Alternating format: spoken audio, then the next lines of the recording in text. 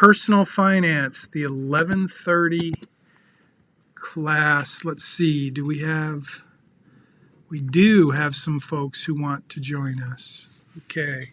Welcome. We are now live streaming on Facebook and YouTube, and we're live in the Zoom meeting. So we have tons of technology going on. Hopefully it's working.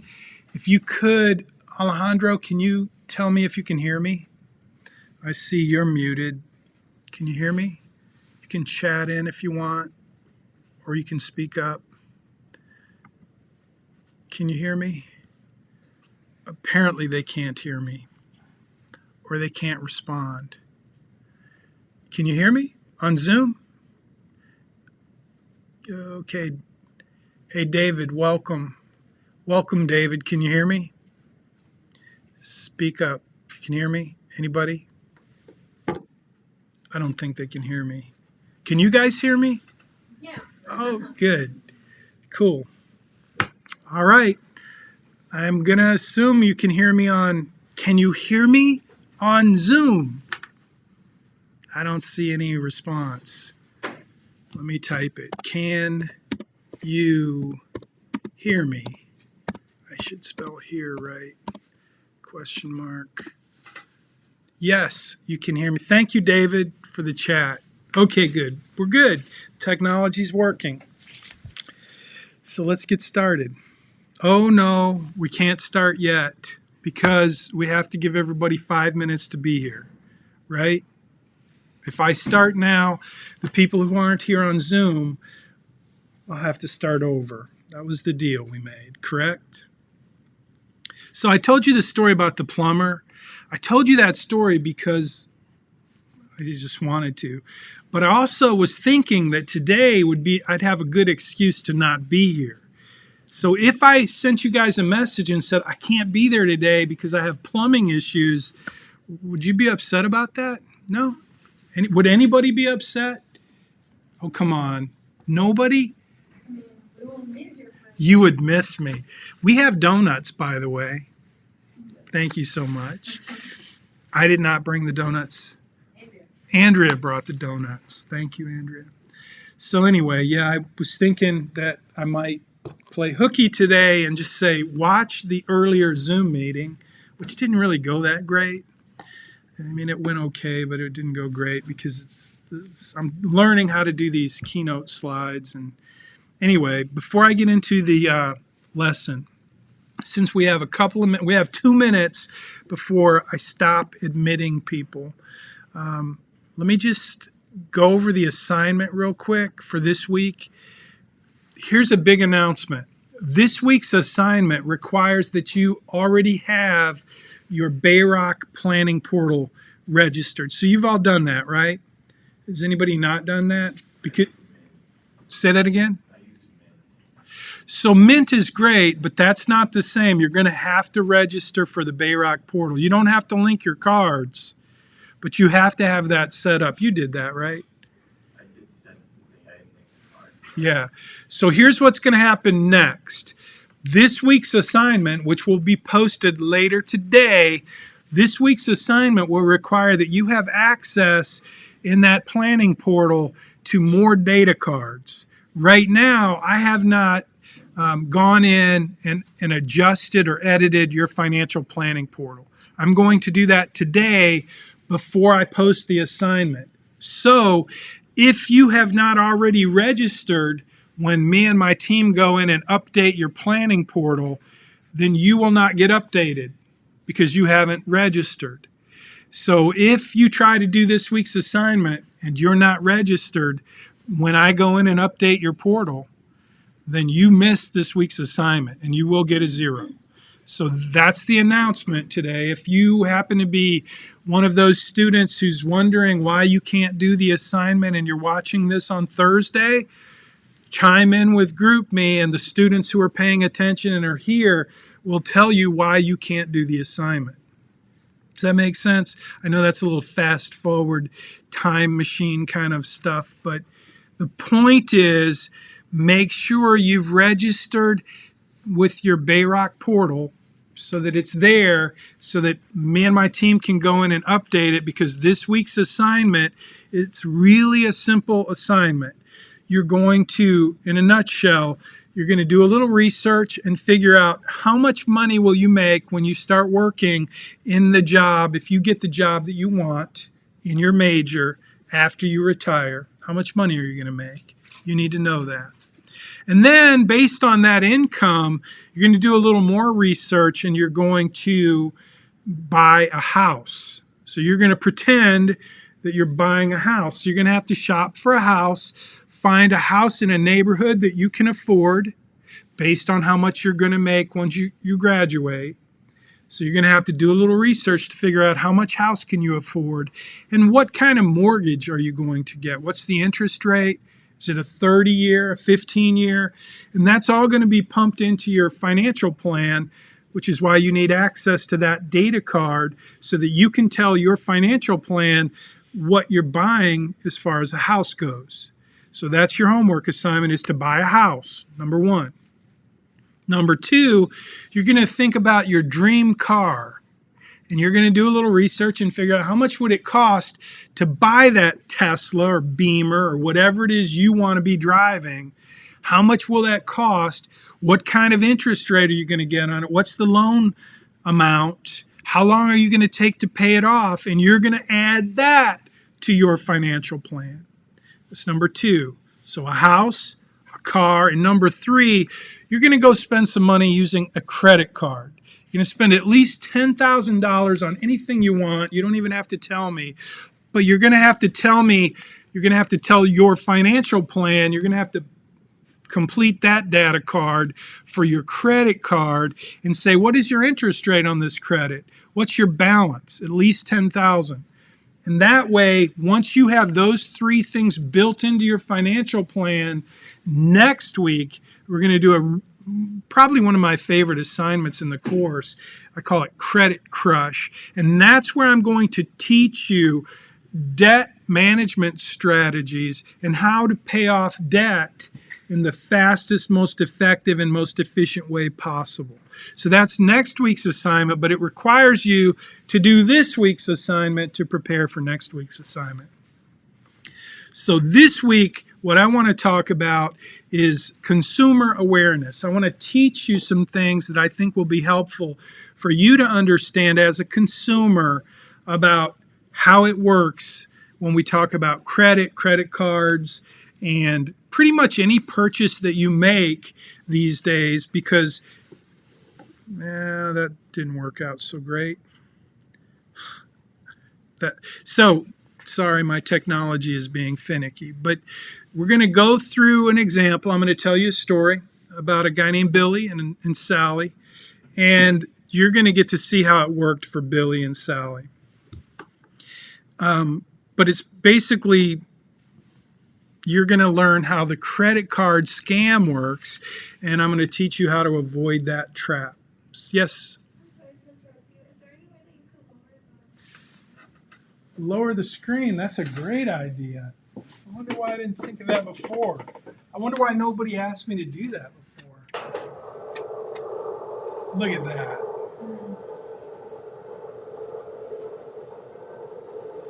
I don't even have to hold the button. Okay, I wonder why you're seeing. Okay, let me do this. Let me go. I'm going to try to give you a better look on the screen. Hopefully this works. Okay. Is that better? Let me see if I can get rid of this. I'm sorry about that. So hopefully you guys can still see the same thing. Get rid of. Sorry, technology. I'm going to get rid of all these little. Okay, is that working? That's better. So the main idea here right now is, have you guys ever heard the term caveat emptor? It's a Latin term. It means buyer beware. And today I'm going to teach you about it. It's an idea. It's a legal term. And it's It's basically a warning that when you buy something, you need to know that you don't know everything about that product. Yes. When's the deadline to have your Bayrock account connected and all that? When the question is, Update everything. yeah, good question. So when is the deadline for you to have your Bayrock account registered? And the answer is last week. Yeah, so if you've already missed it, you better do it right away. Like, I'm not going to be posting the assignment until probably 3 o'clock today. So you have a little window there if you haven't done it. But if you haven't done it by 3 o'clock, and I might even get to it at 2 o'clock, because see, the thing is, I'm going to have to go in and update on my end all of your financial planning portal, all of your financial plans. I have to go in and update it and give you access to more information. And I'm going to do that today as soon as I get to it. But like I think I told you the story about the plumber. What's the priority for me? Yeah, taking a shower, yeah. I don't have water at my house right now. So anyway, good question. So just if you haven't done it, do it. You know, you might want to do it now and then watch the Zoom meeting. Just do it. Do it as soon as possible because you will get a 0 on this week's assignment if you haven't done it. So if you need to do it now while you're in class, feel free. I bet you've already done it, though. Trust but verify. Okay, good. So this lesson is really about being an aware consumer, an informed consumer. Specifically, we're going to talk about credit cards. Buyer beware. It's just a disclaimer. It's used as a legal term. Basically, the idea is that you don't have as much information about the product as the person who's selling you the product has. And so that's what caveat emptor, buyer beware, or consumer awareness is. Daniel, where were you last week? I got sick. You got sick? Yeah, I couldn't even get out. Oh, Face mask. yeah. Good now, but, Did you have COVID? something like that. Something like that. Well, I'm glad you're back. We missed you. All right, so this is your warning, and it's basically in your credit card application. Again, we're going to talk about credit cards today. I'm going to tell you a story about a guy named Billy and how he got into his credit and how it worked, how it works for you, how it works for me, how it works for anybody that uses credit. And I'm going to tell you Sally and Billy's story. Hey, welcome. So Billy and Sally, their story is really just to set the table for what I want to teach you today about credit cards. So I met Billy at Firestone. When I started teaching this course, you remember Sam's story and how he helped me understand if I could teach you just one thing, then I would be achieving a good goal. Remember what that one thing was? What was that one thing Sam, my friend from Ireland, said? If you can just teach them one thing, there's one thing about personal finance that everyone needs to know. What was the one thing? Is that the one that was you met at State Farm? No, that was JD. That was the guy that helped me understand the simplest, most effective retirement plan. JD, that was a different story. No, this was the 3 laws of personal finance. What's the first law of personal finance? The law of spending and saving. Spend less than you earn so you can save more for what matters most. Sam helped me understand that if there was one thing I could teach you, it would be that. Spend less than you earn. And so he said remember, he was from Ireland, and he believed that Americans were not very smart based on the evidence that we spend a lot more than we make typically in our culture because we live in a culture of consumerism. So that was that one lesson that I've got to teach you. And so you don't remember that story. Anyway, when I first started teaching this course, I was still trying to figure out what I was going to teach you. And I met this guy, Billy, at a Firestone station. And Billy was a very interesting young man. We kind of hit it off because he was driving a Ford F-150, and I love Ford F-150s. The best vehicle ever made, the most popular vehicle ever sold in the world is a Ford F-150, and Billy was driving a Ford F-150. He showed up at Firestone the same time I did. It was January. I was about to start teaching this course, and I got to know Billy, and Billy had a coupon to purchase tires for his Ford F-150, which he bought from his uncle, and he got a really good deal on this pickup truck, but it needed tires, so he was there at Firestone to buy tires for his F-150. How much do you think it cost to buy tires for a Ford F-150? How much? $2,000. That's a pretty nice set of. Daniel? 1,000? That's good. Anyone else? So this was back in 2012 when I started teaching this course. So at that time, Billy had a coupon from Firestone to buy 4 tires for just under $600. Now, that didn't include all the extra things that come with tires, like excise tax, disposal, new valve stems, and lifetime balance, all that.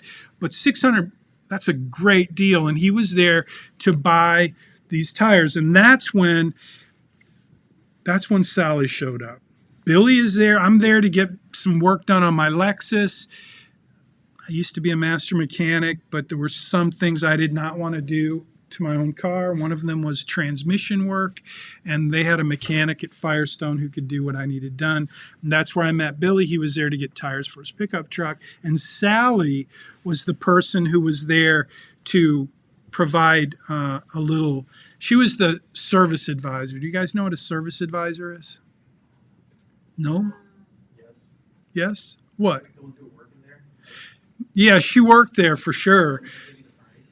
They give you the price. What else? They estimate your cost, what you need. They talk to the tax and stuff. Yeah, service advisor is like the person that coordinates the work that's going to be done on your vehicle. They interface with you. They communicate to you what it is, how much it's going to cost. They're kind of like the salesperson that you work with to get your car fixed. So that was Sally's job. And when Sally stepped onto the scene at Firestone, I recognized instantly that she was a highly trained professional, and she plays a very interesting role in this story today. So Billy meets Sally. This is Sally's trainer. She was the manager of the Firestone, I think. But anyway, Billy meets Sally at Firestone, and this is how the story kind of starts. So Billy comes in for tires. I'm there to get some other work done. I hit it off with Billy. We become friends. Billy, by the way, is a young man who was working at home. I asked him about college. Where'd you go to school? He went to San Jack for 2 years. He was working at Marathon. He had a plant job. Anybody know anything about jobs in a plant like Marathon? So he had a job working in the plant, which was another reason that we hit it off, because at that time I had a little business in Marathon. It was a vending machine business. Anybody know anything about vending machines? It's a fully cash business. I had 19 machines, soda and snack machines, and they were just little cash cows. I bought this business from someone who didn't want to do it anymore, and it was a really cool little business. Was it worth it? Yeah, it made money. I mean, it made $300 or $400 a week in cash. Problem was, how much work is $300 or $400 a week worth doing? I bought this for my son, thinking he would have a great little business that he could grow. It turns out it was a lot of work, and it was 100. If it was 100 degrees outside, it'd be 115 degrees in the plant.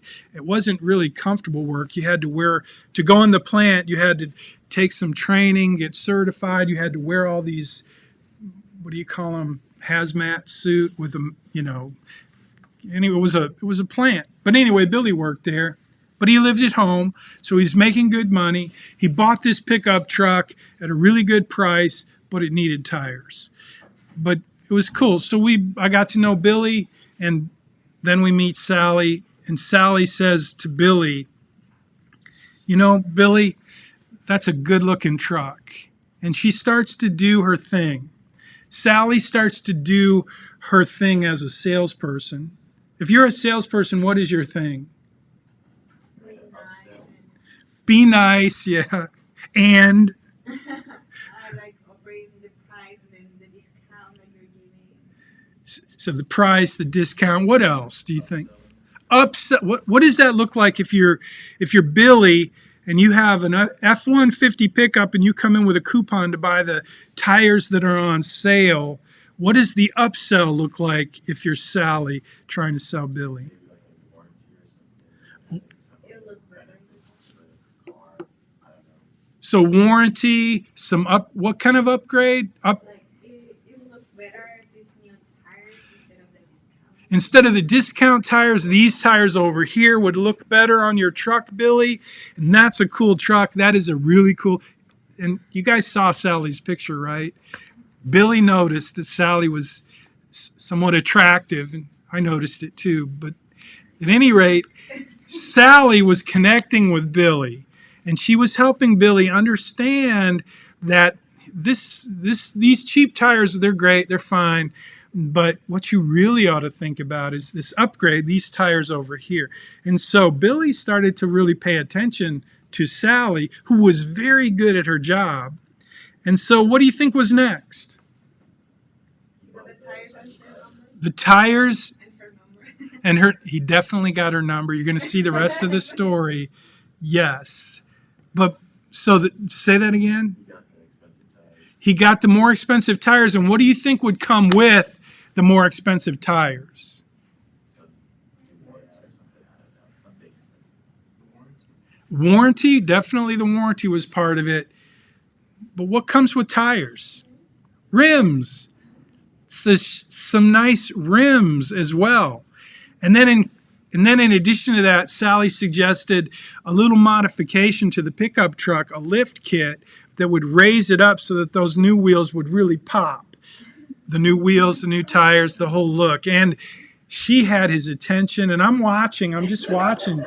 Like, this was a really cool young man who was living at home, saving his money, making good money, being really frugal. I'm thinking, dude, you should be in my course. Like, that's awesome. And then Sally shows up and everything changes. So now Billy's like, okay, that's interesting. And so what Sally does next involves kind of the core ingredient for today's lesson and for this week's homework. It's the credit card offer. It's the credit card, the credit product. Anyway, Sally gets Billy's attention, and she helps him understand that we can get these tires, we can upgrade to these rims, you can get that lift kit, and we have an offer for you that is going to make it super easy for you to do this. And Billy came in prepared to buy the tires with cash that he'd saved, but he didn't have enough cash to buy everything that Sally had just helped him see, like who he could be when he drove out of there. So the credit card offer is the thing I want you guys really to understand how it works into today's story, how it works into so many people's lives, and it's a big part of the story.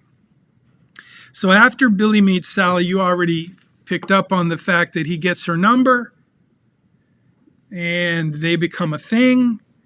And that makes a big difference as we move forward into the story. So fast forward, Billy and Sally are not only dating, but instead of Billy living at home, what do you think Sally expected Billy to do to improve their relationship?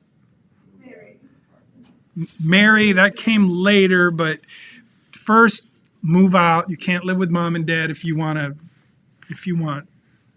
all the benefits of me.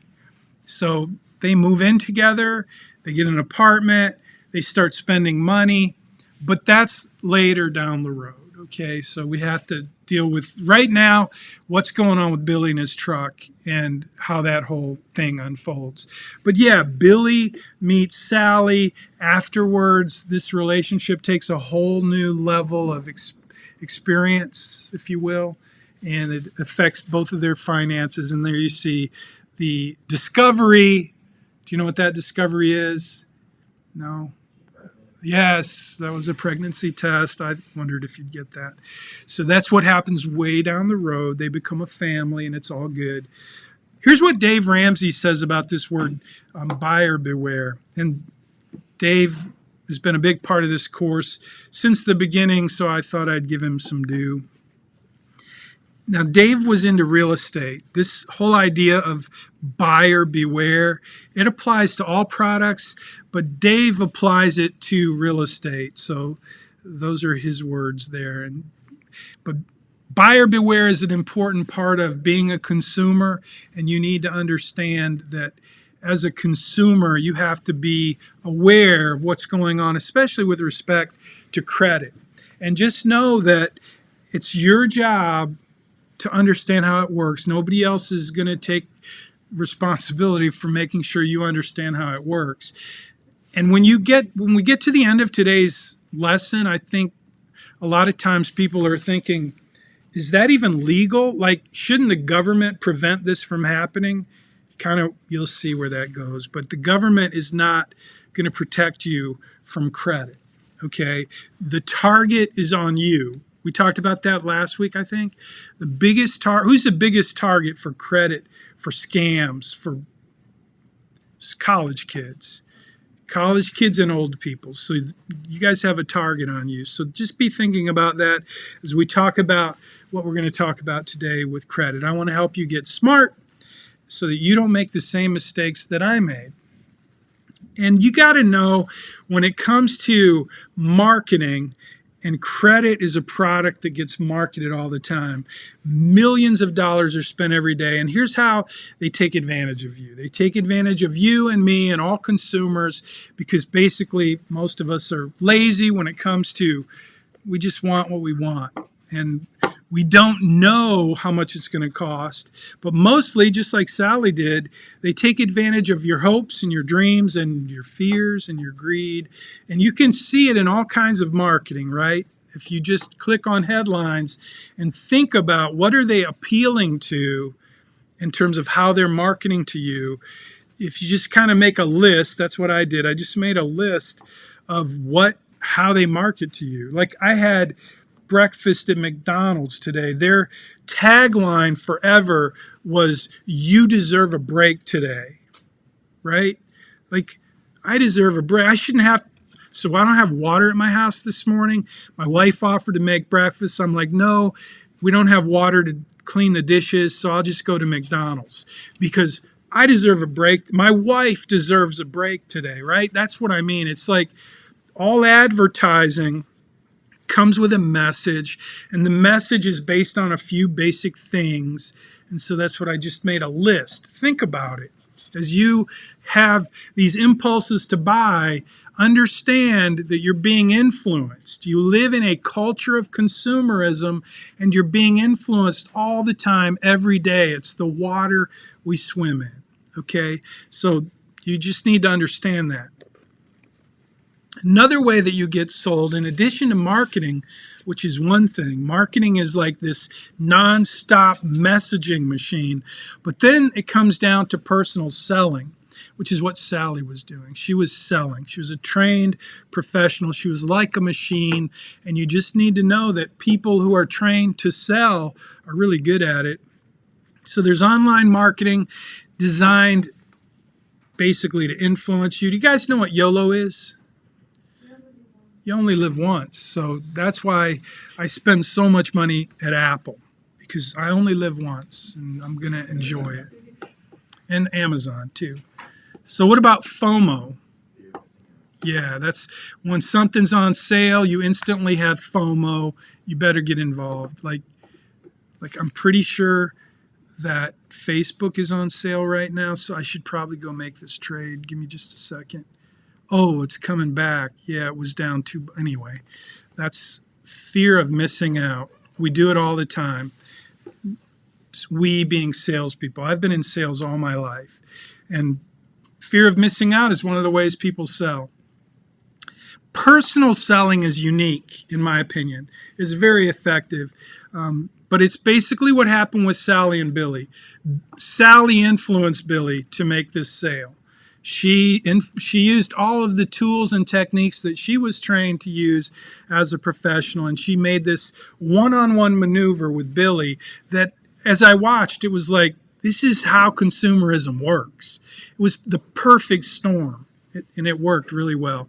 So the bottom line is companies spend a ton of money to train professional salespeople, and if the salespeople, they're taught how to do everything. So you knew I was a State Farm agent. Do you know how much money State Farm spent on me to equip me to be an effective sales professional for State Farm? Well over $100,000. So my training with State Farm involved 6 months of internship where they paid my salary, all of my expenses, all of my benefits. They gave me a car, they gave me a really nice condo, and I went to training for 6 months, full time, every day. And then they gave me an agency and they paid all my bills for 1 year. It's a huge investment they made. And even after that much investment, the group that I was in, there were about 13 of us. At the end of that year, we had certain production, we had to produce to keep the job. Like every month they measured how much did you sell, and you had to sell every month. By the end of that year, you met their requirements or you didn't. And out of 13 people, only 4 of us met their requirements. So imagine 13 people, that's $1.3 million. They spent the same amount on every one of us. And out of 13, 4 of us made it. But the 4 of us that made it, we were rewarded very nicely. And the reason is because companies wanted people who could sell. I worked at Morgan Stanley, and I was in their 3-year training program. I don't know how much they spent to train me, but it was a lot. And out of all the people that I was in the training group with, very few of us were successful. I was one of very few at the Morgan Stanley training. It was a 3-year training program. And the majority of the people in that training program failed. So selling is something that people get paid very nicely for, and the people that end up being successful are very good at what they do. And you can make a lot of money in sales, and I think it's a wonderful career choice. But I also know there are a lot of people out there selling you stuff that you don't need. And even though they're good at selling you, and maybe they're selling you something you really want, and it's not evil, it is what it is. And I just want you to be aware of it, that when you get in front of a salesperson, you don't know what they're doing to get you to say yes. They have been trained and they're very good at it. So just be aware of that. And if they are not successful, I'm telling you, they don't keep their job. And so the ones that are successful are good at it. So this is the unbelievable offer that basically Sally made to Billy. She gave him an unbelievable offer, and it included the offer of easy credit. And we're going to take a look at that. So here's what an unbelievable offer looks like in the context of credit. So I'm curious, in my earlier class, I asked the question, do you know what 90 days same as cash means? I got to admit a student here. No? Anyone? 90 days same as cash. Nobody knows what that means. Anyone on Zoom? Don't forget to chat yourself in if you're on Zoom. Thank you. So nobody knows what 90 days same as cash is. Yes, Daniel, thank you. Correct. It's pretty simple. If you pay it in 90 days, there's no interest on it. So that's one of the things that they use to get you to say yes, to make the easy credit easy. 90 days, same as cash. So what does that mean? I mean, we know what it means. 90 days, you don't pay any interest if you pay it in 90 days, but it means... Like, I'm guessing, makes you think that you can pay it in 90 days. Exactly. You go into the credit, later on you realize Not when Ex- you get, but you're already in the credit. Exactly. So back to the story of Billy. Billy's offer, let's see if we get Billy's offer here. These are the way card companies do it. That's what this slide is. Their motive is very simply, and you're going to see this, they want you to become their customer for life. But the way they use the 90 days same as cash is, here's another slide we should talk about in a minute. The credit is a product, not a privilege, and it's, the sale that they're making you is priced into the cost of credit. I want to get to the slide with Billy. I guess it's down the road. So you said that the way they use it is they make you think you've got this time where you have this free credit, but then most people, 70% of the time, they forget, they just don't pay it off within that time limit. And they end up spending more money than they planned for because they really didn't plan, right? They bought something because it was easy to buy. Like the free trials. Yeah, exactly. We call that in sales, usually we call that like the puppy dog trial. Here's this beautiful puppy. You're at a pet store, so we know you love animals, right? And you're looking at the dogs. So we give you this puppy and you take it home and it's free. There, you don't pay anything. You just take it home, and if you like the puppy, you keep it. Who's going to bring a puppy back and say, I don't love the puppy? I mean, they already know you love puppies, otherwise you're not in a... It's a game, but it works. It's a very effective game.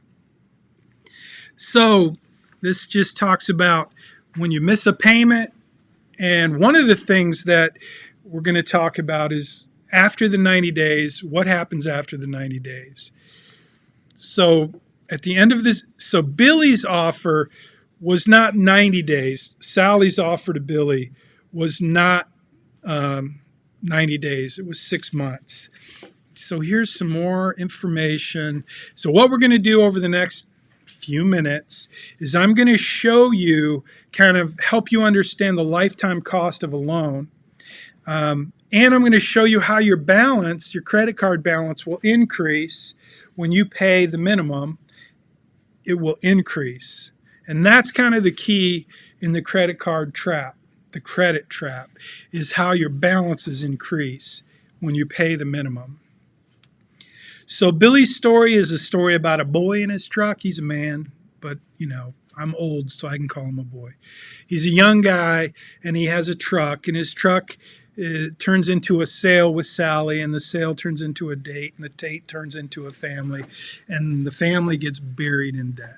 So let's go watch this story. So this is Billy's story at Firestone. He comes in with a coupon to buy tires, $575. Again, that's only the tires.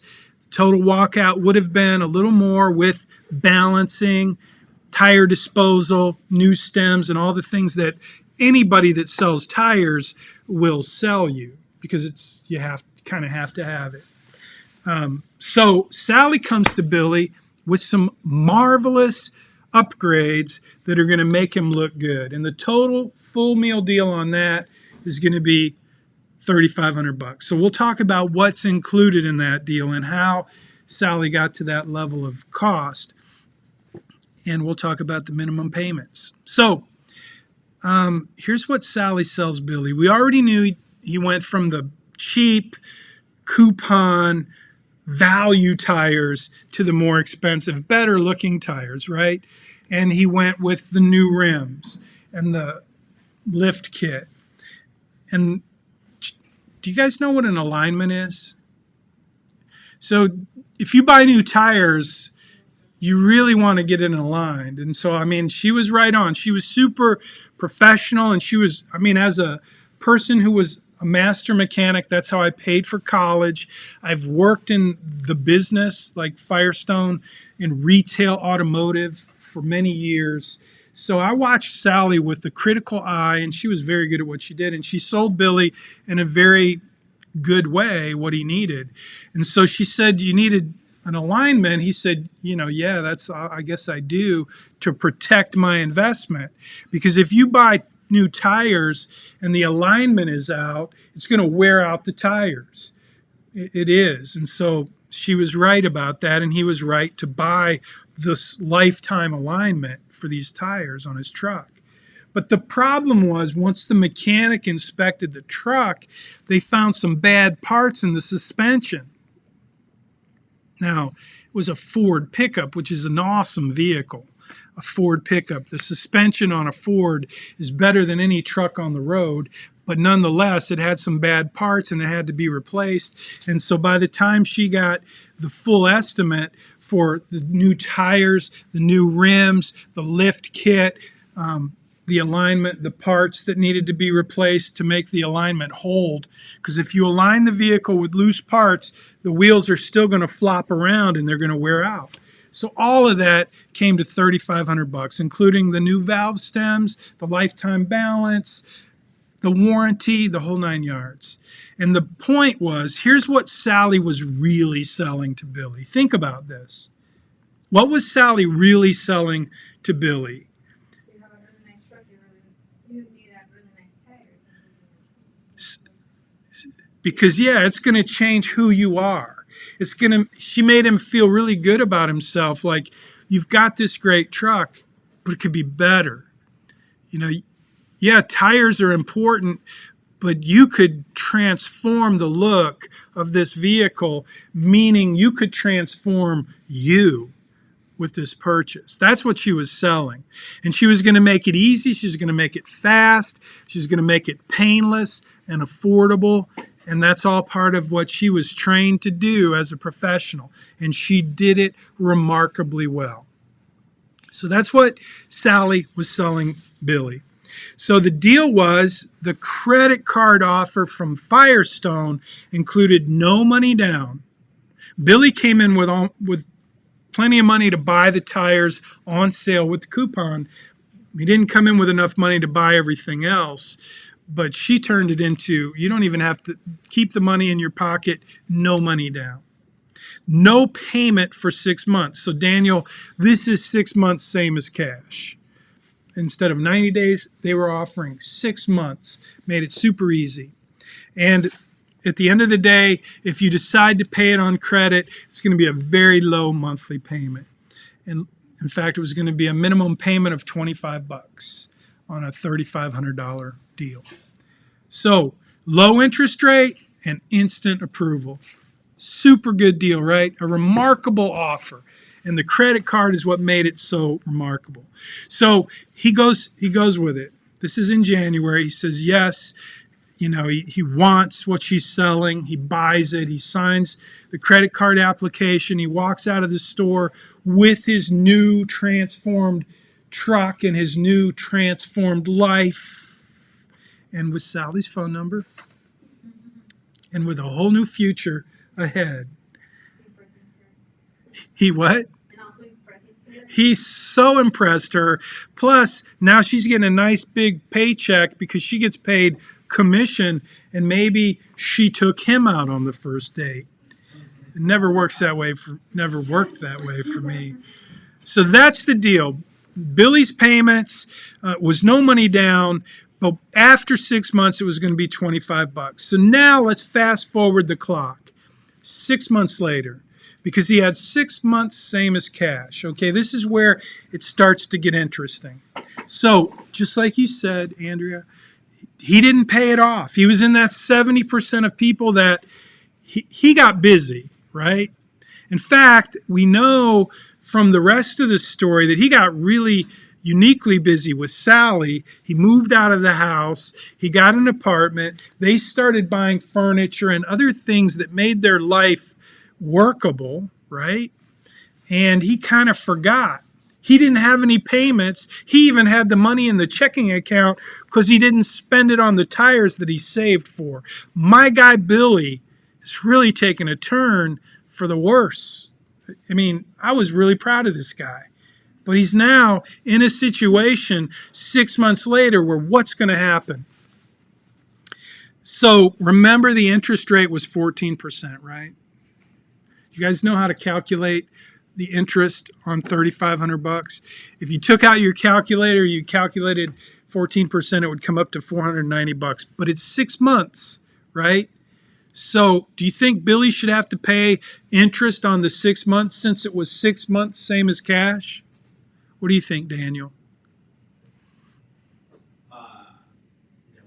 No, of course not. But do you think he will have to, even though he shouldn't have to? Because he didn't pay it off. Because remember, 90 days, same as cash. 6 months, same as cash. It's same as cash for 6 months. But what happens at 6 months and 1 day? You have the interest.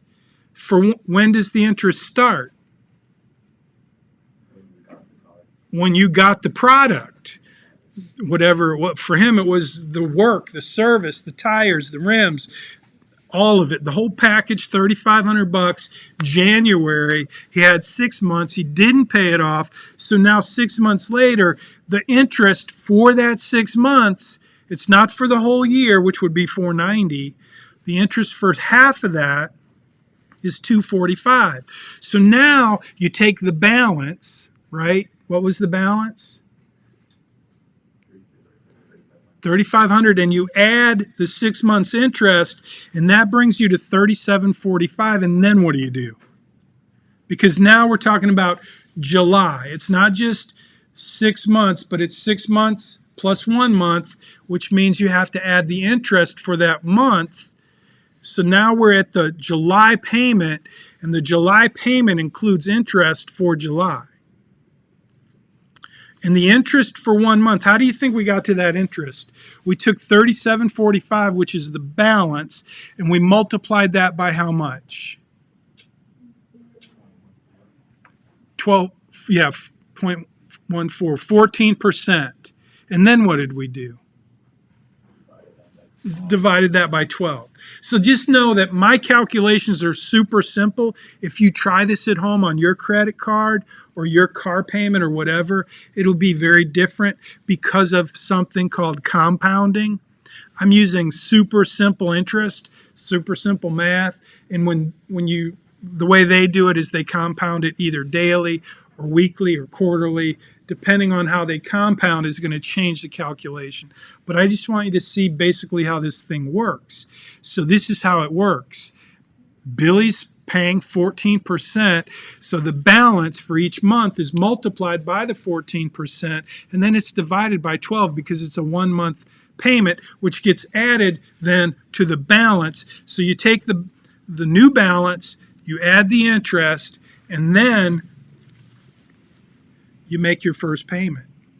So there's the new balance before the payment is $3788.69, and remember the minimum payment, the low monthly payment, was $25. Does that seem like a lot or a little?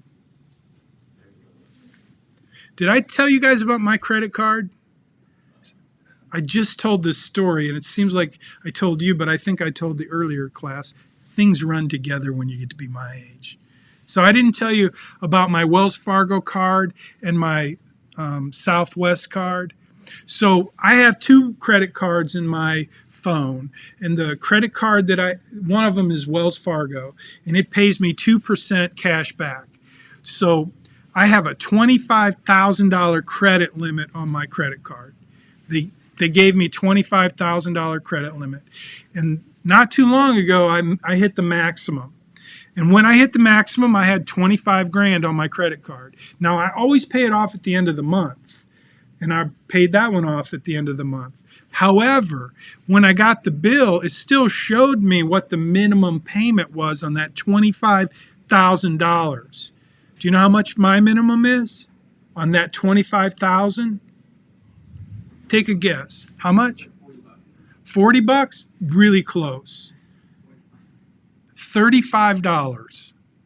So just to put it in perspective, you say the $25 minimum on Billy's $3,500 seems low, but I have a $25,000 and my minimum is only $35. So is Billy's low, or is it pretty reasonably not low?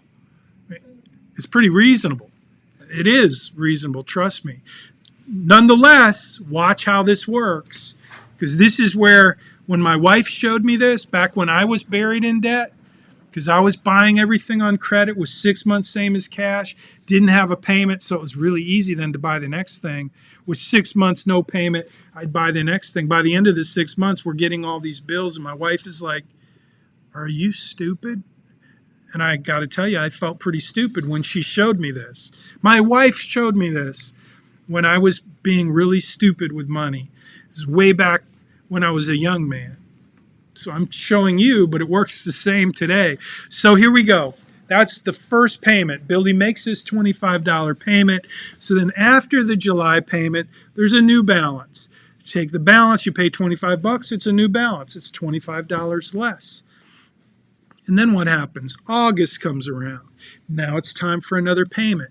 In August, we have a new balance.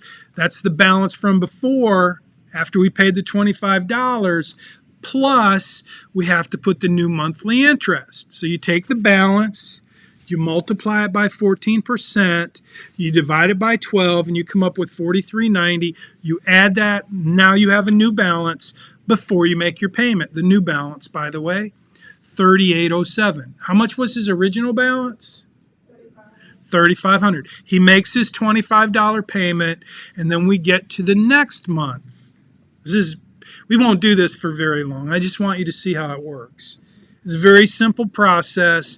It's just how it works. And when you look at the lifetime value of this sucker, of this loan, you start to see why credit is a product and why their goal is to make you a customer for life. So after the August payment, you have a new balance. You paid your $25, you got a new balance. It's $37.82.59. You take that new balance, you add your monthly interest, and now you have a new balance before you make a payment. So in September, Billy's new balance is $38.26. How much is his minimum payment? $25. So let's see what happens next. It's time to make the September payment, except Billy and Sally are having so much fun. I don't know what they were doing in September, but he got distracted and he didn't make the payment. So what do you think happens next if he doesn't make the payment? Interest rate goes up to 28%.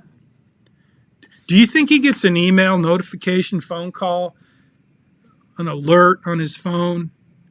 No, they gladly let this the fine print was already there.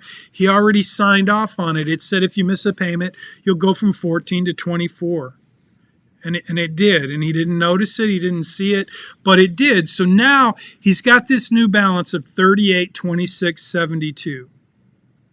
New balance, right? And now it's time for the October payment. So you take the balance.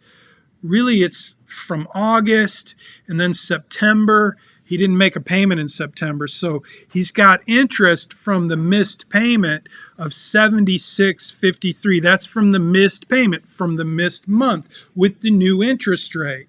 So now the balance goes up to $39.03. But now it's time to calculate this current month's interest rate. Again, at the 24%, his new interest rate gets applied to his new balance so that now he, he has this month's interest, which is how much? Let's see, $78.06. That's on the $39.025, and I don't know why that went so fast. Apparently, I have a problem in my slide deck.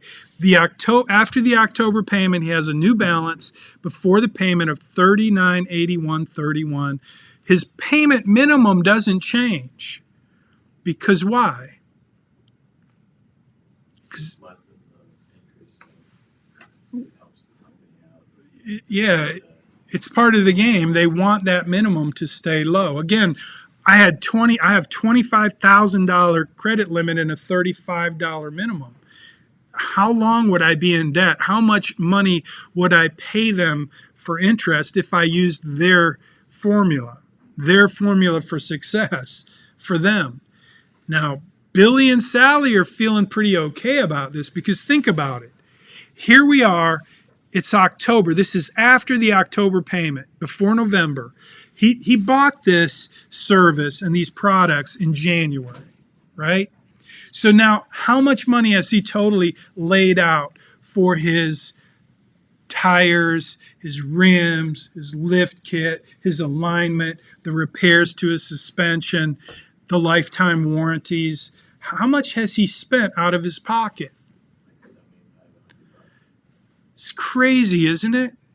So if you're Billy, you're like, I'm pretty smart, right?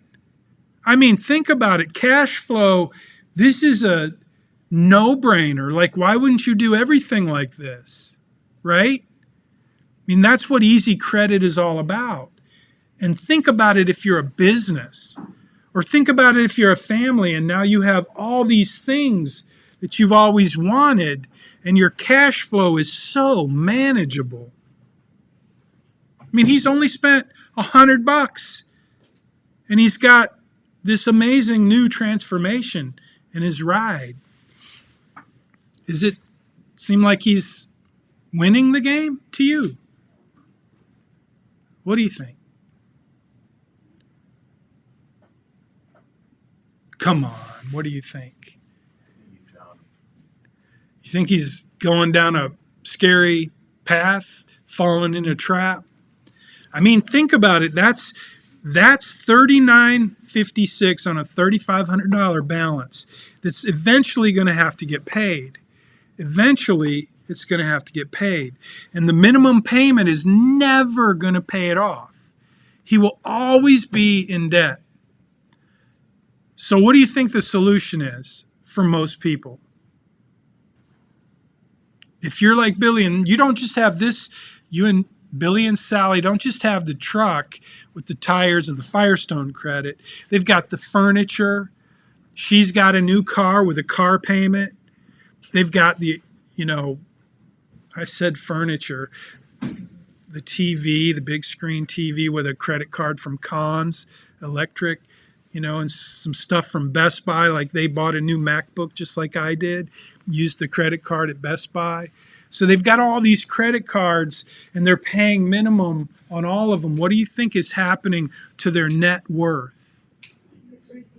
It's decreasing super fast on an exponential basis. So what's the solution for that family at some point when it just starts to become overwhelming? He loses his job. Maybe she loses her job. Now what do? Go bankrupt. Yeah, that's the easy solution. It's probably not the best strategy, but it works. I'm not here to be a proponent for going bankrupt, but trust me, a lot of people do that because they get so buried in debt, they feel like there's no way out. And this is how you get buried in debt. It's so easy. They make it so easy. So this is just one example, but this is Billy's story, Sally's story, and hopefully it won't be your story. So Billy's balance is $39.81.31. His minimum payment's $25, and after 4 months, he's basically gone into debt more, from $3,500 to $39.56. But again, if you're Billy, you might be sitting there saying, it's not such a bad deal. I've only spent like $125. My cash flow is remarkable. I deserve it. I deserve all of it and more. And so that's just how it works. That's Billy's story. So this week, you get to do a little pretend. You're going to go out and create some debt for yourself so that next week I can show you some strategies for how smart people will pay off the debt. But first, I want you to go out and pretend you deserve it. You deserve that house, so buy the biggest house you think you can afford on the income that you're going to assume you're going to have when you retire. Does that make sense? So you're all there's this job that you would like to have, and it's going to pay so much, and you got to do a little research to know in your major what kind of money could you make if you get the job you really want. And based on that salary, then you're going to go buy a house. And I want you to figure out, you're going to have to do a little research to figure out what's the most house you can afford. And you might even say, what's the most house I can afford based on the most amount of money that a bank will lend me? It's not really stupid to do that. So let me explain that a little bit, because I want you to do this. I want you to go out, do a little research, and I want you to buy as much house as you can afford, as much house as you can possibly buy. Because here's why. One thing, I just want to show you how it works, but I want you to do the research to figure out how much house could you buy, because there's a limit. Like when you're making $100,000, the bank is only going to lend you so much, but you're young and that house is a better investment than a credit card. The mortgage interest is going to be lower. Interest rates are on their way up. When I was your age, I bought my first house at 11.5% interest. Today, you guys could probably find a loan for around 3%, maybe 4%, 3.5%. So you could buy 3 times as much house as I could buy just based on the discount you're getting in a low a low interest rate. And if interest rates are going up, it would be smarter to buy a lot of house today, because your income is going to go up and the value of that house is probably going to go up, and interest rates are definitely going to go up. So I'm saying it wouldn't be stupid for you to buy as much house as you could afford. But for the sake of your assignment, you don't get an option. I want you to do that. Even if that's like not something you would really do it this week for your assignment so that I can show you next week how that looks in your long-term financial plan.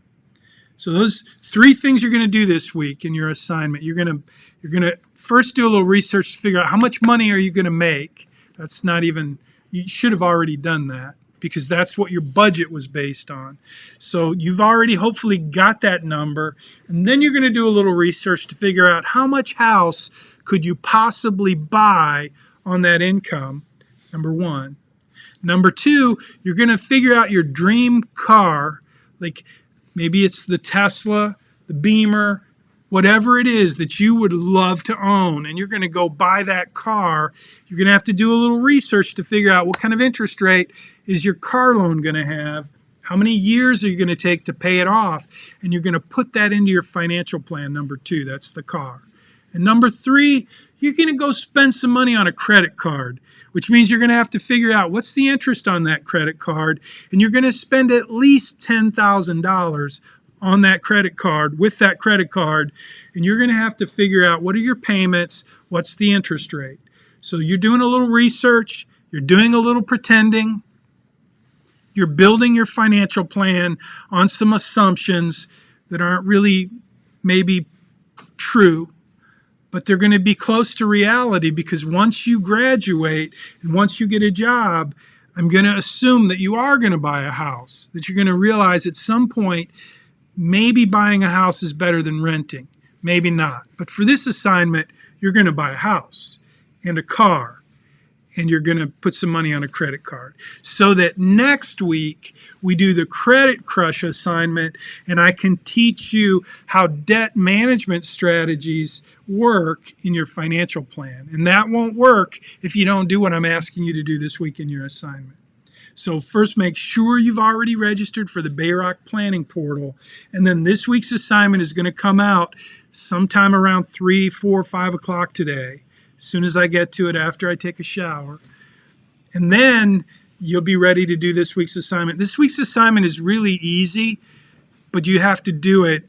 This week's assignment will determine next week's, results. So spend a little time doing that. And as we move forward in the semester, we're going to be building on your financial plan every week.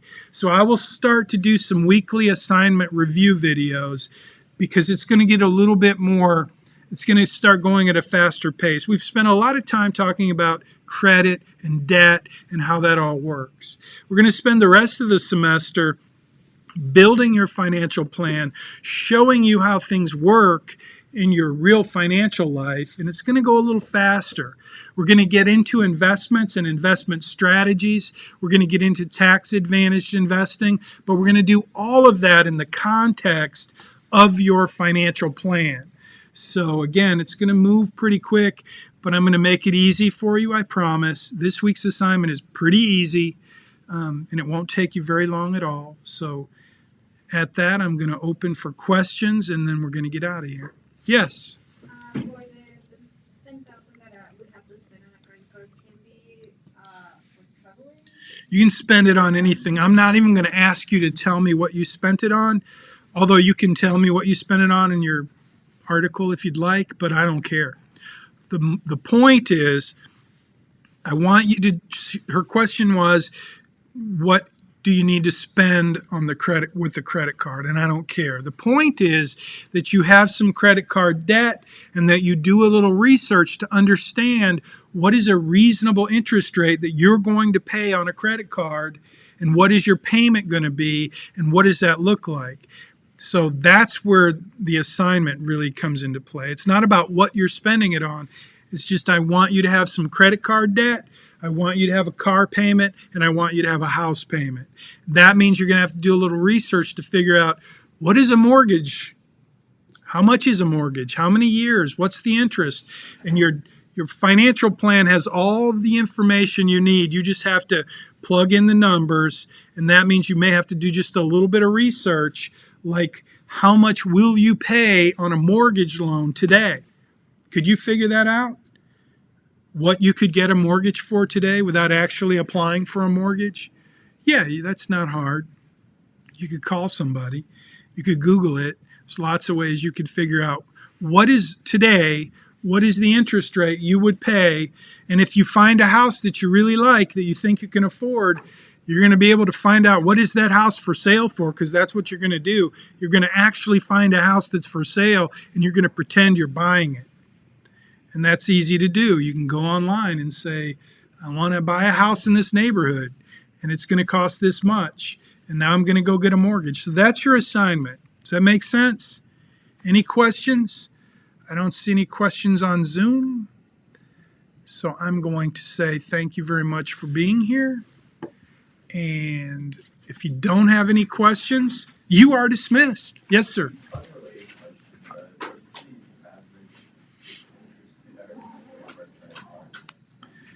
What's the average interest rate for a credit card? You know, it's always going to depend on your credit score, your credit worthiness, your credit history. But I would say average for a credit card is probably 18%. You know, you're going to have a lot, some people are going to qualify for something a lot lower, but then, you know, averages are averages, so they can go up 25% pretty easy. I think it ranges from 17 to 25, and if you're a student, it goes from 12 to 22, something around that. So a range 12 to 22. If you're a student and apply for a student credit card, that's like the range. And if you are applying for non-student credit card, it's between 17 to 24. So assuming you're right, you're saying that the range of credit card interest for a student applying for credit is, you said, from 12 to 17%. Yeah. And if you're a non-student applying for credit, it's going to be from 16 to 24% or something like that. So that makes sense. I mean, it's not low. The key to a credit card is pay it off every month. Yes? Follow-up question. If you had that 12%, would it make more sense to, if you were Billy, to use your credit card to pay off the $35,000 or $3,500 and then pay that lower? That's a great question. So the question was, if you had this debt at 14%, would it make more sense to pay off that loan or do what with the money? Just use your credit card to use your credit card's interest rate on that 3,500 instead of that 14%. Or if it's lower, if it's not, you wouldn't do that. Yes. So I think you're going to see the answer to that question next week when we do the credit crush assignment, because you're going to get to play with what if I do this to pay that loan off.